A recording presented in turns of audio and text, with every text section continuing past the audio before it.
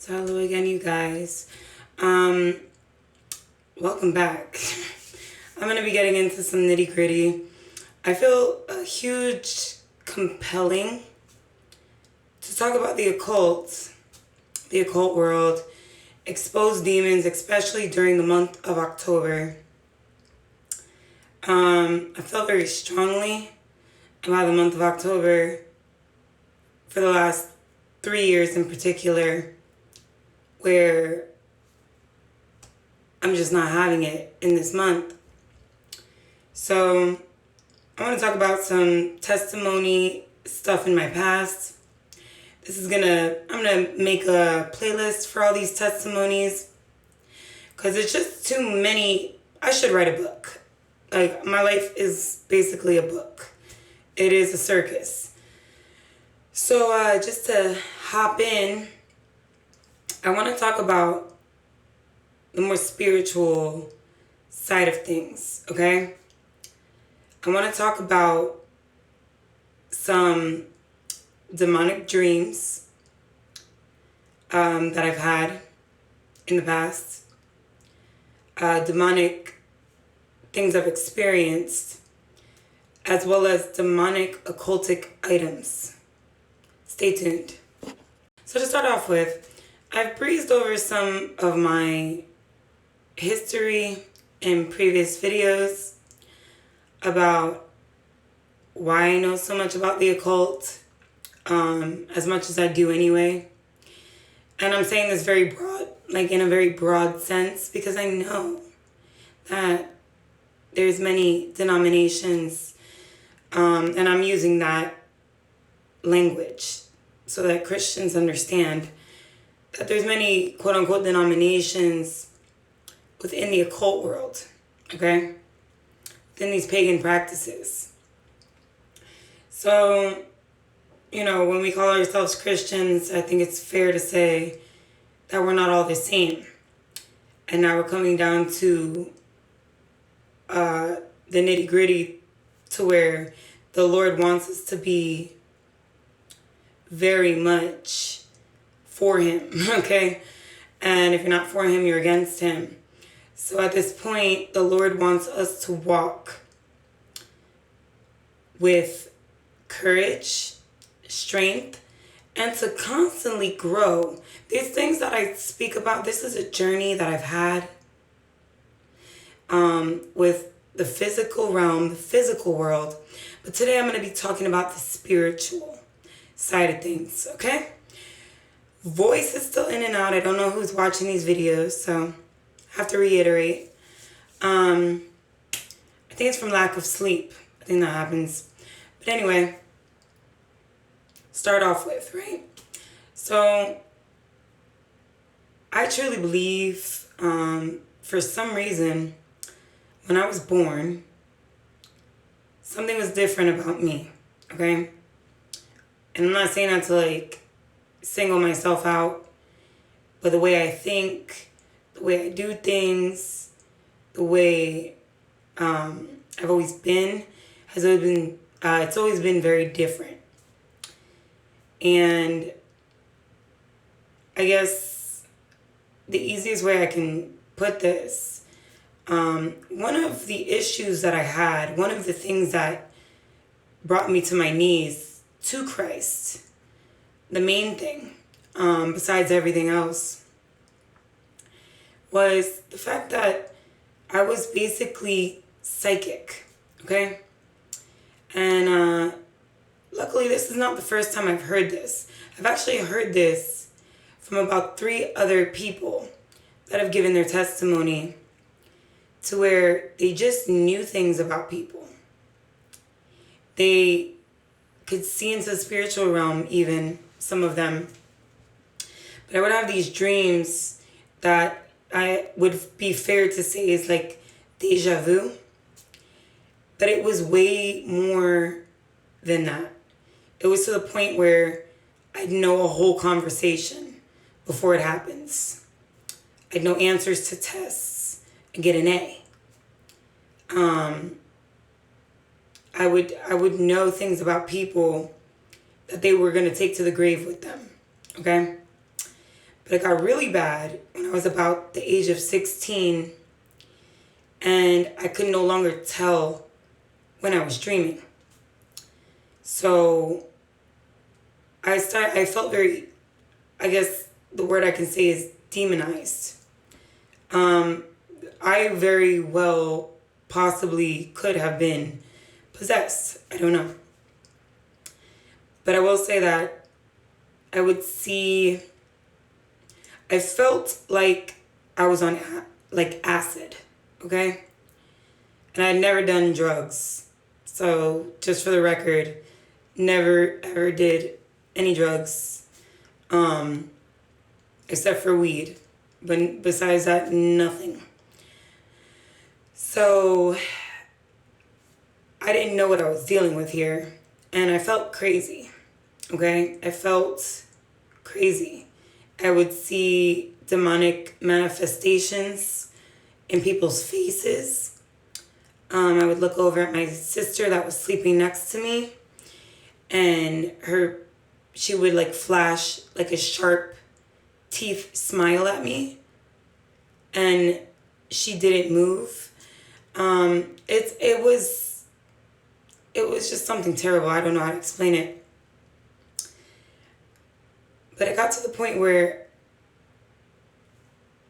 I wanted to die, okay? I couldn't live like this anymore. And I had gotten so desperate that I had gone to my mother, who was not really a friend of mine, even to this day. She kind of has always played the enemy in my life. But the point is, even she called me crazy. I didn't know what to do. This is when I turned to a friend at school who had a lot of knowledge in this area. So this started my walk with the Lord. And this is where I began cutting soul ties. Okay? So I would hear this boy at school talking to all these different people, and he studied into theology and history and all these demonology, all these things that I just had never gotten any answers in a Christian church about God or about the spiritual realm. I was basically living in the spiritual realm, and I didn't know what to do with it. I felt like I couldn't go to any preachers, any pastors. The Lord put that boy in my life to talk to me. And I'm a very shy person. Chances are I will not come up to somebody and address them. I'm more than happy to talk in a conversation, and I really do love talking, but I won't hunt somebody down. Well, I will fairly say, one day I got up my courage and I said, I'm going to talk to this guy. I need help. And sure enough, he sat down, he asked me some questions. He said, have you ever messed with a Ouija board? Have you ever let anybody read your palm? He's just a bunch of different things he asked me about myself, what I was involved in. And I said, no, I've never done anything, nothing like that at all. So he said, has your mother or any other family members been involved in any of these things? And I said, no, not that I know of, but there could be a possibility. Well, he told me to cut soul ties, cut generational curses, cut it down, and to give my heart to Jesus. And I did it, okay? I did it, and whatever those dreams were, whatever that stuff was, everything changed that night. And I had this in my testimony, but that night, I saw 2 angels. I was in a dark place. I talk about this dream a lot. I reference this dream, but I was in hell, okay? I just knew. I couldn't even see my hand in front of my face. It was very dark. It was like a cave. So a tunnel to my right and like a flickering light off of the cave wall, like a fire. And someone called my name and I looked up and I saw two angels bouncing off of this invisible force field. I saw the heavens. They told me that they were coming to get me. Ever since then, my whole dreams, everything changed. And I could no longer be taken to these realms or whatever torture I was enduring. These gateways are serious, okay? So I do want to get into some even deeper stuff. I may have to break this video down into a couple sections, but mind you, I came to Jesus, I was in an extremely dark place, okay? Very, very dark. I was looking into joining a gang. I was into numbing myself and just letting go of any type of feelings, because in my mind, I couldn't survive this rough environment with feelings, with a heart. I had to learn how to be numb. So I really do believe that this opened up a doorway, because I was numb. I was very numb. But after this drastic change took place, and I knew that dream was different, these other dreams started coming later on. Okay, we're talking maybe a year, 2 years down the line, which I became fire hot for the Lord, and I was moving mountains in the spiritual realm because I knew what was going on. Okay, so just to back brief, some of the things I would see are dark shadows, like things run across the room in the corner of my eye. I would always see stuff in my peripheral visions. I would see stars, like a halo, around my face a lot. I would see partially into the spiritual realm. There's different levels of seeing into the spiritual realm, okay? There was only maybe, I want to say 2 times that I saw something actually manifest that looked tangible to touch. Okay? So basically, I would see these creatures, these things, but it's more than seeing something. It's this heaviness that comes over you and this fear that just, it makes your hair stand up. And it makes you feel uneasy and not safe. Your spiritual spidey senses are tingling. You know without a fiber of a doubt that something else is in the room with you. Okay? It's not a coincidence. It's not me playing games. Like, I tried to be atheist because I was so fearful. That's how numb I tried to get. Because I was too scared to pray. That's how scared this thick cloud would be of darkness. Well, my mother and her boyfriend definitely brought a lot of demons into that home. Okay? A lot of demons. And we stayed in houses of killers and drug dealers and pedophiles. It's a long story to go into all this detail. But these are the type of houses that we would move into. Okay? Maybe I can go deeper into it on a later day. But the feeling, the atmosphere of those homes, something else was lurking. Okay? So there have been times where I'm going to put this also out there because I want this to be, I'm just going to be as transparent as I can be. Who cares, right? I want to go ahead and say that weed opens doorways, okay? I've maybe only smoked weed maybe 5 times in my life because I didn't like it. And I know a lot of people will say, how do you not like it? I didn't like it. I didn't like it. And I don't like drugs. It's funny, but I personally would not do it. And I've done it a handful of times for whatever reason.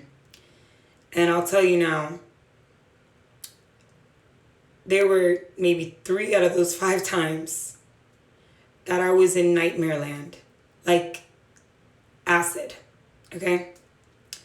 And mind you, I know what I had because some people could say it was laced, it was blah, blah, blah, blah, blah. I had friends that were big time drug dealers. I know what was in these things. And they were not laced, okay? There was a time I went to hell. My soul was falling to hell.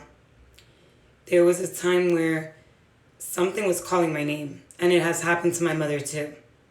My mother did drugs. And every time she'd smoke weed, she would think that someone was calling her name. And everyone in the house would say, we're not calling you. And it led to me really second guessing, like, what is going on here? Something's not right. Well, that's one occultic item that I want to put out there. Drugs in general. Florida that's where I'm from. And that is probably the drug capital of the United States, maybe the world, I don't know. I know Los Angeles is big, but it's a heavy dealership over there of drugs. And I've seen it everywhere. I went to schools in the hood. I went to schools that are rich. And it seems like the richer the people are, the higher end the drugs were. It was really bad. And the more use of these drugs would happen. And what happens is that these people are opening up these doorways. They're bringing drugs into the schools. These kids are opening up doorways. And they're exposing so much evil. I know we've all seen those zombie people, okay? We've all seen that with the bath salts and all the other crazy stuff. Drugs are bad, okay? Just put that out there for anyone who doesn't know. They're bad. There's some other items that I want to mention. So there was this time where my mom's boyfriend brought this Indonesian statue into the house. And this was even before I was saved. I was young. I was maybe 12, maybe 14-ish, possibly. And when I tell you, I was terrified of that statue. Like, I had the heebie-jeebies walking next to that thing. And I didn't know what it was. That's how you know you're a child of God. Even before you're saved. The Lord will just, He'll speak to you. You know what I mean? And something was not meshing with that statue. I hated that statue. And I would fight about that statue on a daily basis. I told her to get it out of the house. And one day, I was home alone. I was always home alone. My mom was never around. And I took that statue and I went far, far. And this thing was heavy. It was maybe this big and it had like a bunch of arms. And it was made out of bronze, I think. And it was like maybe 10 pounds, maybe 15 pounds, that little thing. And I walked that thing like 4 miles away. And I prayed to the Lord that I wouldn't get hit by a car or anything holding that thing. And I chucked it in a Burger King dumpster because I didn't know what else to do with it. And when I tell you, like, something lifted off that house, like, you wouldn't even believe. I really pray that nobody else found that thing, but it was bad. So I do want to talk about I'm going back and forth because it's hard to organize 28 years of life. But the one very tangible thing that I saw, I'll never forget, was I was very scared to sleep alone when I was young. So I would climb into the foot of my mom's bed. She had a king-size bed. And I would sleep there. I was terrified because something would come over me and I felt it, especially at night. So this deep, when I tell you deep, paralyzing sleep came over me. Like, that's when you're so relaxed that you don't even know how you're awake. You're basically in a trance, right? And I just remember looking up and seeing a young girl. And she looked, I can't really put an ethnicity on her, but she had straight black hair. And she had bangs. And she had on a white nightgown. And I remember blinking 3 times to make sure I wasn't crazy, to make sure that this little girl was in that room. And I just remember feeling so peaceful and falling back asleep. I don't know what that was. I don't know if it was good or bad. I don't know. I was very at peace. I was very at ease. But then again, still, this is before I learned how to defend myself as a warrior of the Lord, okay? So I'm trying to think if there's anything else that I want to add to this. I mean, there's so much more, but before I move on, well, I want to move on to after I got saved, okay? And I made up my mind that I'm a warrior for the Lord, and I'm going to cast down these demons, and I'm going to rebuke these demons, and I'm going to rip up these strongholds in the name of Jesus. And I was praying against everything. And one of the things that my mother had always done to torture me as a child, I don't know why, but she would put on these horrifying movies for me at the age of 4. That's as far back as I can remember. I mean, I have a 6-year-old daughter, and I would never, ever put these movies on for my 6-year-old daughter. I'm talking, these are movies with drugs, sex, and mostly horror movies. So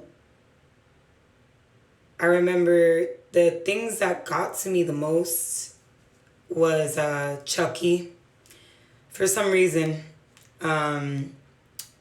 Jaws I didn't like. But The Exorcist was one that I despised. Chucky and The Exorcist, I despised them. And I think part of the reason was because I was enduring these things even as a little girl.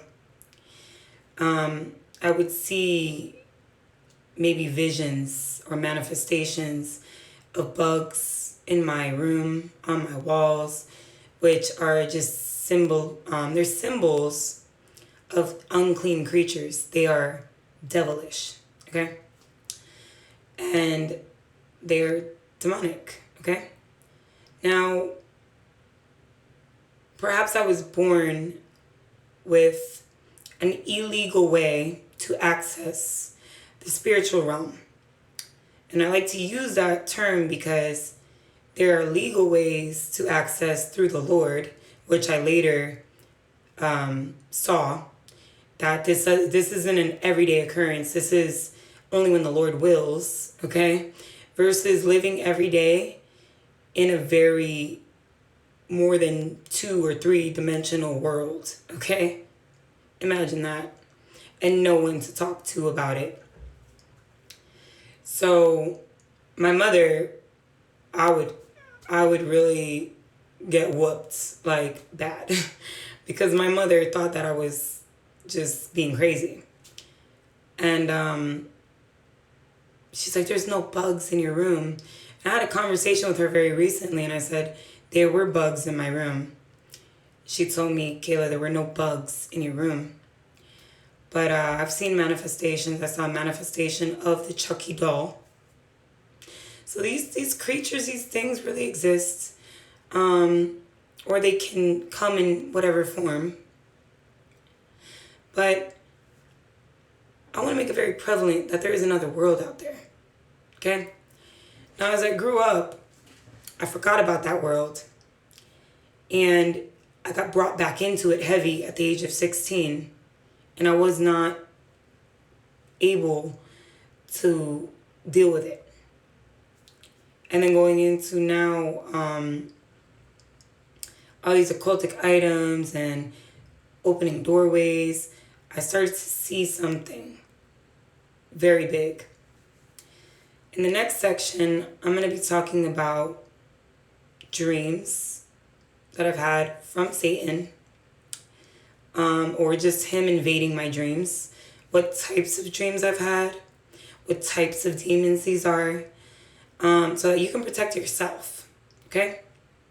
So, one thing I want to say is that this video is for exposing demons, for showing that there is a world out there that is very real, that just because you can't see it or touch it or smell or taste it on a daily basis doesn't mean that it doesn't exist and that you might not partake in it one day. You will see the spiritual realm one day. So if you have not yet given yourself to Christ, now's the time to do it. Please, just don't wait. Now it's the time to do it. Ask the Lord yourself. And come to him with an open heart and surrender and humility. And ask him to show you what you don't understand. And the Lord said that he shall give you what you ask for. That he'll grant anything in his name, as long as our intentions are good. So join me for section 2. I'm going to get into demonic dreams, what they mean, what they are, how to pray against them, and what to possibly do in these situations. God bless.